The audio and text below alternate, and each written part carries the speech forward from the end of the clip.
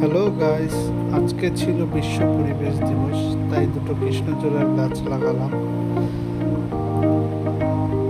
আমাদের ঘরের সামনে।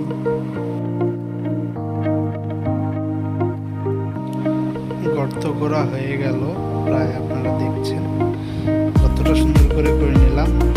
এবার গাছ লাগাবো। এই যে কৃষ্ণচূড়ার গাছটি এবার বসিয়ে দেবো মাটিতে। খুব সুন্দর করে লাগাতে হবে, নাহলে গাছটা বাঁচবে না। তাই খুব যত্ন সহকারে নিজের হাতে লাগালাম গাছটা। দিয়ে মাটি চাপা দিয়ে দিলাম। এখন দেখেন দ্বিতীয় গাছটি, এটা আমার দাদু যেখানে পুরানো হয়েছিল মঠের পাশে, সেখানে লাগানো হচ্ছে দ্বিতীয় কৃষ্ণচূড়া গাছটি। দেখেন এই গাছটা একটু বড় ছিল আগের গাছটার থেকে।